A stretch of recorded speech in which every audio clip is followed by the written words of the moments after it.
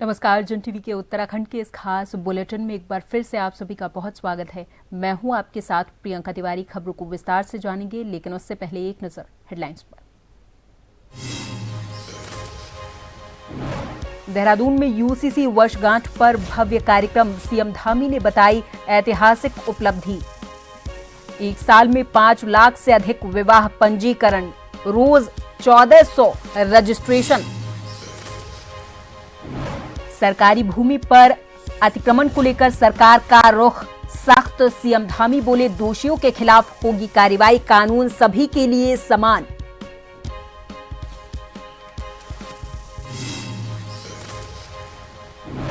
बद्रीनाथ, केदारनाथ समेत 50 मंदिरों में गैर हिंदुओं के बैन की तैयारी, सिख, बौद्ध, जैन पर रोक नहीं, सीएम बोले आस्था को ध्यान में रखते हुए लेंगे निर्णय।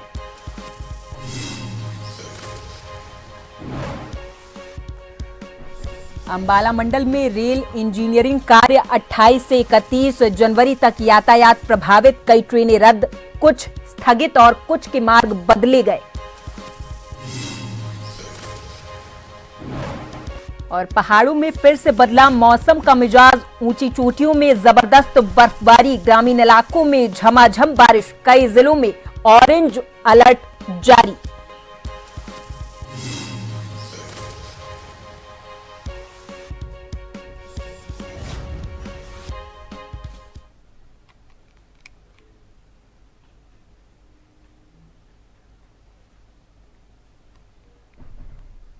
और अब खबरों को जानेंगे विस्तार से। 27 जनवरी 2025 को उत्तराखंड में समान नागरिक संहिता लागू की गई थी। इसके एक साल पूरे होने पर राजधानी देहरादून के गढ़ी कैंट नींबूवाला के ऑडिटोरियम में एक कार्यक्रम का आयोजन किया गया था। इसमें मुख्यमंत्री पुष्कर सिंह धामी सहित भाजपा के मंत्री, विधायक और सांसद मौजूद रहे हैं। इस मौके पर मुख्यमंत्री धामी ने उत्तराखंड में समान नागरिक संहिता यानी कि यूसीसी को राज्य और देश के लिए ऐतिहासिक उपलब्धि बताया। उन्होंने कहा कि आजादी के बाद उत्तराखंड पहला राज्य बना जहां समान नागरिक संहिता का कानून प्रभावी तौर पर लागू किया गया। मुख्यमंत्री ने इस पहल का श्रेय प्रधानमंत्री मोदी के नेतृत्व और प्रेरणा को देते हुए कहा कि विधानसभा चुनाव के दौरान जनता से किया गया वादा पूरा किया गया। गृह सचिव शैलेश बगोली ने कहा कि इसके लागू होने से अब तक करीब 5 लाख लोगों ने अपना शादी का रजिस्ट्रेशन करवाया है। में उत्तराखंड को गौरव प्राप्त हुआ कि देश की आज़ादी के बाद पहला राज्य उत्तराखंड बना जहां समान नागरिक संहिता का कानून लागू हुआ। आदरणीय प्रधानमंत्री श्री नरेंद्र मोदी जी के नेतृत्व में, उनकी प्रेरणा से हमने प्रदेश के अंदर इसको लागू किया और उत्तराखंड की जनता ने इसके लिए हमको मैंडेट दिया था, अपना आशीर्वाद दिया था और सभी को समानता, समरसता, सभी को समान न्याय, किसी पंथ, किसी जाति, वर्ग, कोई भी हो, सबके लिए एक समान कानून, एक ऐसा कानून था जिसकी प्रतीक्षा देश आज़ादी के बाद से लगातार होती रही और संविधान के अनुच्छेद में भी इसका प्रावधान किया गया था। देखिए, जो एक साल का अभी समय पूरा हुआ है, जो अब तक के हमारे पास आंकड़े अगर हम देखते हैं तो जो पुराना हमारा 2010 का मैरिज रजिस्ट्रेशन का एक्ट था उसमें लगभग 3,30,000 हमारे रजिस्ट्रेशन हो गए हैं। वो पूरे 15 साल में 3,30,000 रजिस्ट्रेशन हुए हैं, जबकि यूसीसी के अंतर्गत मात्र एक साल में ही लगभग 5 लाख से अधिक आवेदन आए हैं और लगभग 4.25 लाख इसमें रजिस्ट्रेशन हुए हैं। और ये एक बहुत बड़ी उपलब्धि इस यूसीसी कानून की दिखाता है कि कैसे जनता ने इसको स्वीकारा है। ये भी मैं बताना चाहूँगा कि हमारे जितने गांव हैं उसमें से 30% गांव ऐसे हैं जहां पे सभी जितने शादीशुदा लोग हैं सभी ने अपना रजिस्ट्रेशन करवा लिया है। इसके अतिरिक्त कुछ जनपद ऐसे हैं जैसे कि चंपावत जनपद, जिनको आज अवार्ड भी दिया गया है, जहाँ पे 100% गाँव में 100% रजिस्ट्रेशन हो गया है। तो एक बहुत बड़ी उपलब्धि हम लोगों के सामने है। उत्तराखंड में सरकारी जमीन पर अतिक्रमण को लेकर चल रहे अभियानों के बीच मुख्यमंत्री धामी ने सरकार का रुख स्पष्ट किया। उन्होंने कहा कि किसी भी कीमत पर सरकारी जमीन पर अतिक्रमण बर्दाश्त नहीं किया जाएगा। और दोषियों के खिलाफ कार्रवाई की जाएगी। साथ ही उन्होंने ये भी साफ किया कि किसी संगठन या दल को कानून अपने हाथ में लेने की अनुमति नहीं है। मुख्यमंत्री धामी ने कहा कि यदि कहीं अतिक्रमण की जानकारी मिलती है तो उसे प्रशासन और संबंधित विभागों को दिया जाए ताकि विधि के अनुसार कार्रवाई हो सके। उन्होंने जोर दिया और कहा कि राज्य में सभी कार्रवाइयां कानून और प्रशासनिक प्रक्रिया के तहत ही की जा रही हैं और कानून सभी के लिए समान है। मुख्यमंत्री ने भरोसा दिया कि अतिक्रमण हटाने का अभियान पूरे तरीके से संवैधानिक और पारदर्शी तरीके से चलाया जा रहा है। कानून के तहत सभी कार्रवाइयां हो रही हैं और कानून सबके लिए एक समान है। सभी को आकर अगर कहीं पर कोई अतिक्रमण है, कोई किसी प्रकार की चीज है तो सबको बताना चाहिए, बताएं, कानून को अपनी जानकारी दें, प्रशासन के लोगों को जानकारी दें। और हमने जो भी अतिक्रमण हटाने का जो अभियान किया है वो विधि के अनुसार किया है। भारत की जो व्यवस्था है, राज्य की जो व्यवस्था है, जो प्रशासनिक मशीनरी है उसके अनुसार ही काम होते हैं। और कहीं पर भी जो है बिना विधि के और बिना किसी कानून के कोई काम अभी तक जो भी हटाने का हुआ है अतिक्रमण को नहीं किया गया है। उत्तराखंड में समान नागरिक संहिता को लेकर सियासत तेज हो गई। यूसीसी के 1 साल पूरे होने पर भाजपा के जश्न पर कांग्रेस ने सवाल खड़े किए। कांग्रेस के प्रदेश प्रवक्ता शीशपाल सिंह बिष्ट ने कहा कि यूसीसी का पूरे तरीके से क्रियान्वयन अब तक नहीं हुआ है और राजभवन से आई आपत्तियों के निस्तारण के बिना इसे लागू नहीं माना जा सकता। उन्होंने पूछा कि यूसीसी से रोजगार और बेटियों की सुरक्षा को क्या ठोस लाभ मिला है। कांग्रेस का यह आरोप है कि कानून लागू हुए बिना जश्न मनाकर जनता को गुमराह किया जा रहा है। यूसीसी को आज राज्य में लागू हुए 1 साल हो गए हैं, लेकिन ये बिल अभी तक लागू हुआ नहीं है। राजभवन से इस बिल पर आपत्तियां आई हैं और आपत्तियों का जब तक निस्तारण नहीं होता राजभवन से, जब तक यूसीसी के बिल को मंजूरी नहीं मिलती तब तक ये बिल लागू ही नहीं हो पाएगा। लेकिन भारतीय जनता पार्टी है, वो कुछ भी कर सकती है, वो किसी भी चीज का जश्न मना सकती है। और वैसे भी उत्तराखंड की जनता पूछ रही है कि आखिर यूसीसी का लाभ उत्तराखंड को क्या मिला है। समाजवादी पार्टी के राष्ट्रीय अध्यक्ष अखिलेश यादव ने महंत शुभम गिरी को उत्तराखंड प्रदेश कार्यकारी अध्यक्ष नामित किया। महंत शुभम हरिद्वार के रहने वाले हैं। देहरादून पहुंचे महंत शुभम गिरी ने अपनी प्राथमिकताएं गिनाई हैं। समाजवादी पार्टी में नई जिम्मेदारी मिलने पर शुभम ने सपा सुप्रीमो अखिलेश यादव का आभार जताया। उन्होंने कहा कि पार्टी की रीति नीति को वो आगे बढ़ाने का काम करेंगे। उन्होंने बताया कि वो लंबे समय से समाजवादी पार्टी से जुड़े हुए हैं। पार्टी के प्रति उनकी ईमानदारी और कर्तव्यनिष्ठा को देखते हुए हाईकमान ने उन्हें बड़ी जिम्मेदारी सौंपी है। शुभम ने कहा कि जो जिम्मेदारी उन्हें मिली उसे पूरी ईमानदारी से निभाने का प्रयास करेंगी। साथ ही उत्तराखंड में समाजवादी पार्टी को मजबूत करने का काम किया जाएगा और पार्टी जनहित के मुद्दों को उठाने का काम भी करेगी। सबसे पहले तो हम पर्यावरण संरक्षण, गंगा जी का स्वच्छ गंगा जी और जो खंडित प्रतिमा घाटों में पड़ी है। मैं धार्मिक नगरी हरिद्वार से आता हूँ, कुंभ नगरी में, और आप देखिए कुंभ नगरी में इतने गड्ढे पड़ रखे हैं, अभी भी रोडों में एक्सीडेंट है, अभी भी लोग गिर रहे हैं। तो 2027 में हम खाता भी खोलेंगे और सरकार में शामिल भी होने का पूरा कोशिश करेंगे और जनता के बीच में भी जाएंगे और अपनी जो पार्टी है, जो भी अपनी विचारधारा है, उसको युवाओं के बीच और नौजवानों के बीच ले जाएंगे, क्योंकि उत्तराखंड का युवा बेरोजगार हो रखा है। अभी उत्तराखंड के युवा को रोजगार नहीं मिल रखा है। कई बार घोटालों का प्रदेश उत्तराखंड बन रखा है, कभी पेपर लीकों का प्रदेश बन रखा है। तो और देखिए सबसे बड़ी जो घटना घटी, अगस्त मुनि महाराज जी की डोली जो थी, वो 16 साल बाद मुनि जी आए थे, अगस्त मुनि महाराज। उस जो मैदान था वहां पर गेट बनाया, क्योंकि देव परंपराओं का प्रदेश है और इस बार हम जनहित के मुद्दों में लड़ेंगे। और रामाजो जो आपको याद होगा, वंदना कटारिया जो स्टेडियम का नाम बदल रहे थे, उस समय भी हमने आंदोलन किया था और वो आंदोलन सफल हुआ था। अंबाला मंडल में प्रस्तावित रेल इंजीनियरिंग कार्य के कारण 28 से 31 जनवरी तक रेल यातायात प्रभावित रहेगा। इस दौरान जालंधर सिटी यार्ड में पुल निर्माण का काम किया जाएगा, जिसमें पुराने गार्डर को हटाकर नए स्लैब डाले जाएंगे। कार्य के चलते ट्रैफिक और OHE ब्लॉक लिया जाएगा, जिससे कई ट्रेनों का संचालन रद्द, स्थगित या मार्ग उनका परिवर्तित रहेगा। इस रेल कार्य का असर मुरादाबाद मंडल से होकर लक्सर जंक्शन गुजरने वाली ट्रेनों पर भी पड़ेगा। विशेष रूप से 31 जनवरी को अमृतसर हरिद्वार अमृतसर एक्सप्रेस और जालंधर फिरोजपुर पैसेंजर का संचालन रद्द कर दिया गया है। इसके अलावा अमृतसर दिल्ली एक्सप्रेस 29 जनवरी को और दिल्ली अमृतसर एक्सप्रेस 31 जनवरी को स्थगित रहेगी। वहीं टाटा जम्मू तवी एक्सप्रेस और पठानकोट दिल्ली एक्सप्रेस को परिवर्तित मार्ग से चलाया जाएगा।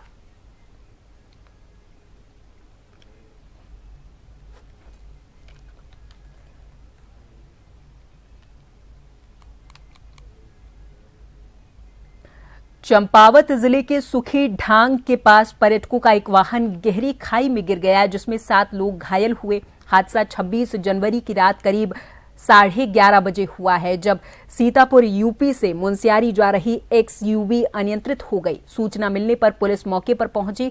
रेस्क्यू कर सभी घायलों को खाई से निकालकर एम्बुलेंस से टनकपुर भेजा गया। सभी घायलों की हालत खतरे से बाहर बताई जा रही है।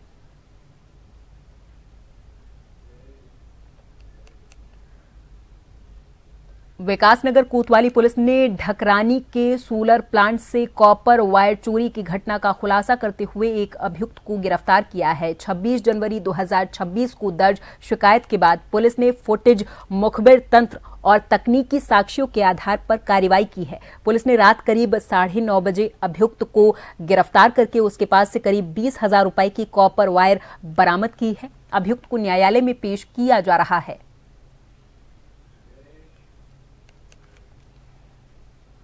और यहां पर वक्त है एक छोटे से ब्रेक का। फौरन हाजिर होंगे कुछ और खबरों के साथ।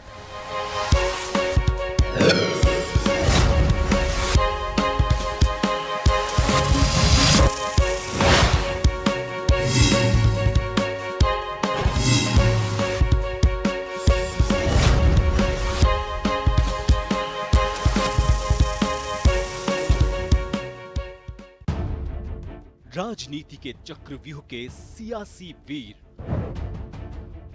अपराध के अंधेरे की स्याह तस्वीर, मैदान में पसीना बहाते खेल के सितारे,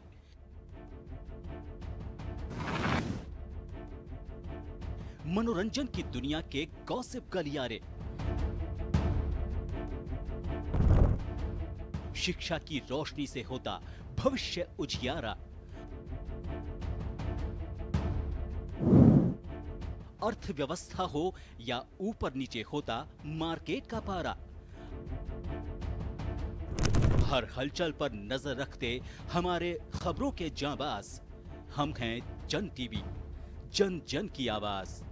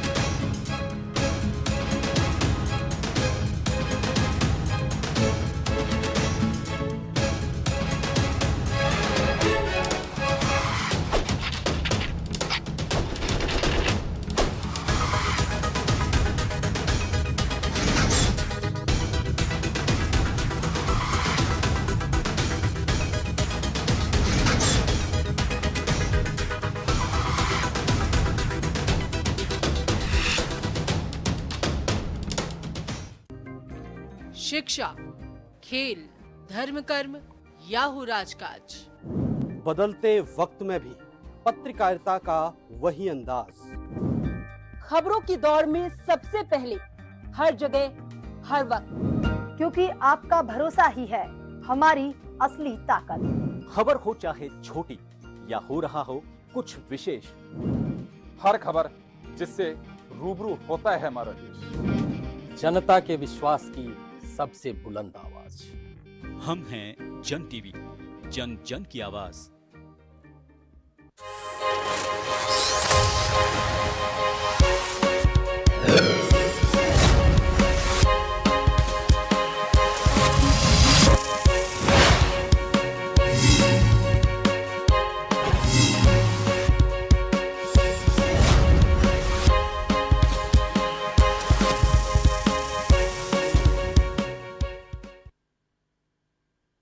बात करेंगे मौसम की। पहाड़ों में एक बार फिर से मौसम का मिजाज बदल चुका है। बता दें कि आज सुबह से लगातार ऊंची चोटियों में जबरदस्त बर्फबारी हो रही, तो वहीं दूसरी ओर कई ग्रामीण इलाकों में झमाझम बारिश और बर्फबारी भी देखने को मिल रही।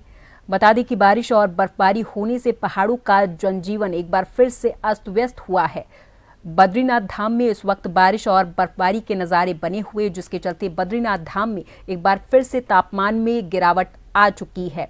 वहीं दूसरी ओर तस्वीरों में आप देख सकते हैं किस तरीके से ग्रामीण इलाकों में बर्फबारी और बारिश होती हुई नजर आ रही है। फिर एक बार अचानक पहाड़ों में मौसम का मिजाज बदल चुका है। आपको बता दें कि ग्रामीण इलाकों में झमाझम बारिश हो रही है, तो ऊंची चोटियों में लगातार हिमपात जारी है, जिसके चलते जो यहाँ का जनजीवन है वो जनजीवन एक बार फिर से अस्त व्यस्त हो चला है। स्थानीय लोग इस वक्त अलाव का सहारा ले रहे हैं। कैमरामैन साथी आदित्य भंडारी के साथ नवीन सिंह जोशी। उत्तराखंड में एक बार फिर से मौसम ने करवट बदल ली है। प्रदेश के कई इलाकों में बारिश और ऊंचाई वाले क्षेत्रों में बर्फबारी की संभावना को देखते हुए मौसम विभाग सतर्क हो गया है। मौसम वैज्ञानिक डॉक्टर CS तोमर के अनुसार आज के लिए हल्की से मध्यम बारिश का अनुमान है, जबकि कुछ स्थानों पर भारी वर्षा और स्नोफॉल भी हो सकता है। खासतौर पर 2500 मीटर से अधिक ऊंचाई वाले क्षेत्रों में मौसम सक्रिय हो चुका है और कई जगह बर्फबारी शुरू होने की रिपोर्ट भी मिली है। मैदानी जिलों जैसे हरिद्वार, देहरादून और ऊधम सिंह नगर में दोपहर के बाद मौसम गतिविधियां बढ़ने की संभावना है।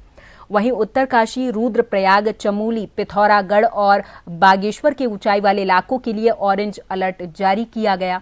पश्चिमी विक्षोभ के असर से 40 से 50 किलोमीटर प्रति घंटे की रफ्तार से तेज हवाएं चलने की भी आशंका है। अभी आज के लिए हमने जो है हल्की से मध्यम दर्जे की बारिश का अनुमान लगाया है और कुछ जगहों पे जो है भारी वर्षा का और स्नोफॉल का भी अनुमान लगाया है, जैसे हमें 2500 मीटर से ऊंचाई वाले इलाकों में खासतौर से। तो सिस्टम अभी जो है कुछ इलाकों में हायर रीचेज में, जैसे हमको भी अभी रिपोर्ट मिला है कि हायर रीचेज में तो कुछ जगह शुरू होगी बर्फबारी भी और बारिश भी। लेकिन प्लेन्स वाले जो हमारे नीचे के जिले हैं, खासतौर से हरिद्वार, देहरादून, ऊधम सिंह नगर जैसे जिले और पौड़ी वाले, तो वहाँ पे एक्टिविटी अभी नहीं हुई है, लेकिन ये आफ्टरनून तक ये एक्टिविटी शुरू हो जाएगी जैसा उम्मीद बन रहा है। उसके बाद ये एक्टिविटी धीरे धीरे कल कम हो जाएगा। कल थोड़ा सा कुमाऊं वाले क्षेत्रों में हो सकता है, तो कुछ इलाकों में हमारे को जो है मध्यम दर्जे की बारिश मिले, अदरवाइज ये हल्की बारिश ही देखने को मिल सकता है।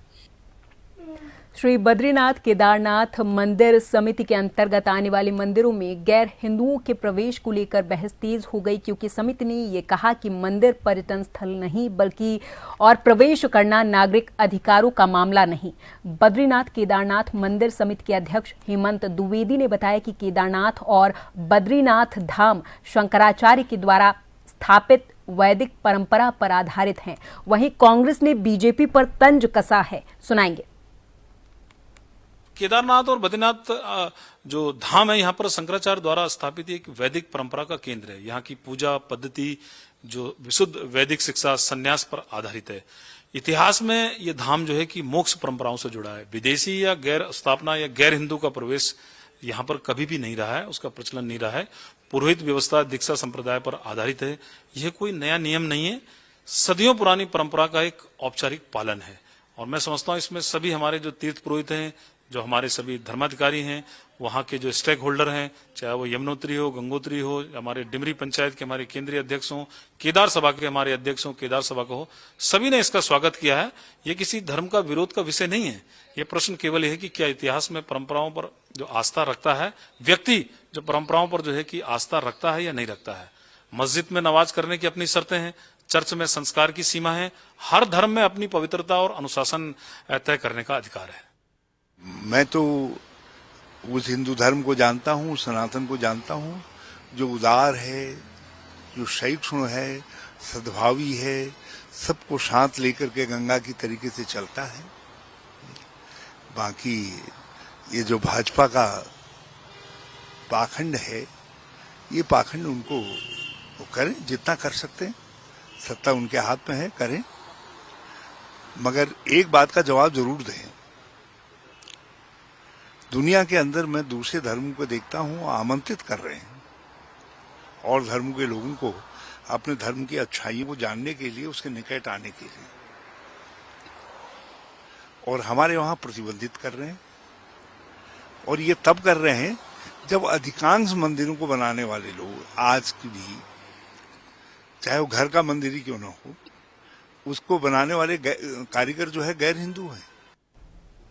बद्रीनाथ केदारनाथ मंदिर समिति के द्वारा गैर हिंदुओं के प्रवेश पर रोक लगाने के निर्णय को अखिल भारतीय अखाड़ा परिषद के अध्यक्ष स्वामी रविंद्र पुरी ने सही ठहराया।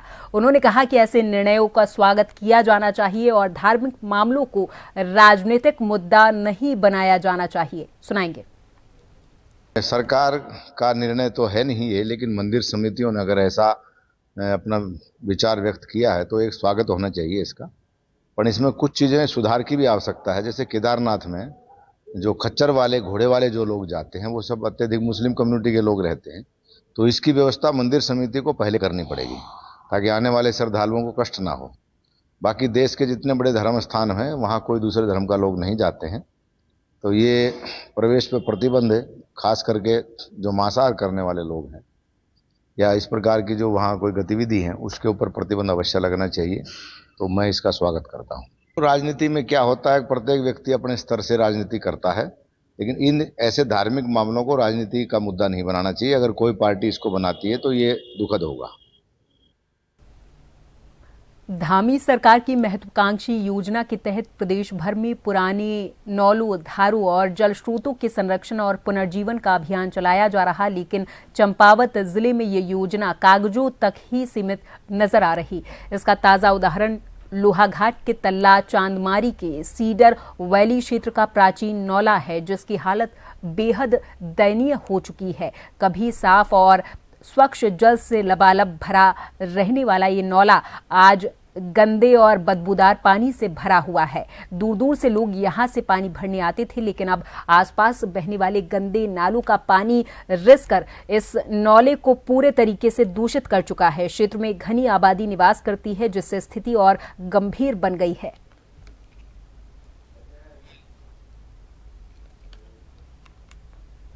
और चलते चलते एक बार फिर नजर हेडलाइंस पर।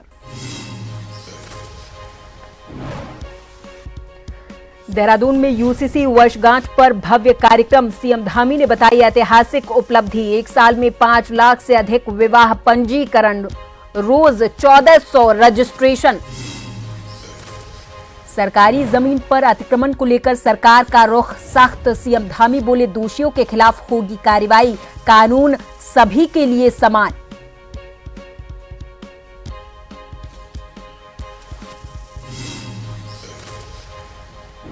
बद्रीनाथ केदारनाथ समेत 50 मंदिरों में गैर हिंदुओं के बैन की तैयारी। सिख, बौद्ध, जैन पर रोक नहीं। सीएम बोले आस्था को ध्यान में रखते हुए लेंगे निर्णय।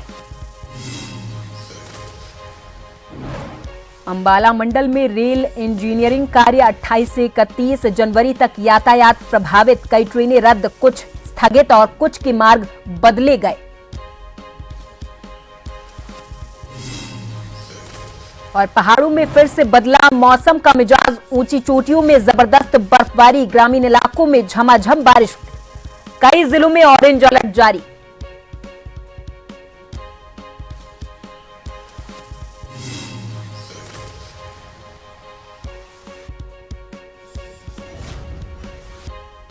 और इसी के साथ इस बुलेटिन में फिलहाल के लिए मेरे साथ बस इतना ही। आप देखते रहे जन टीवी। नमस्कार।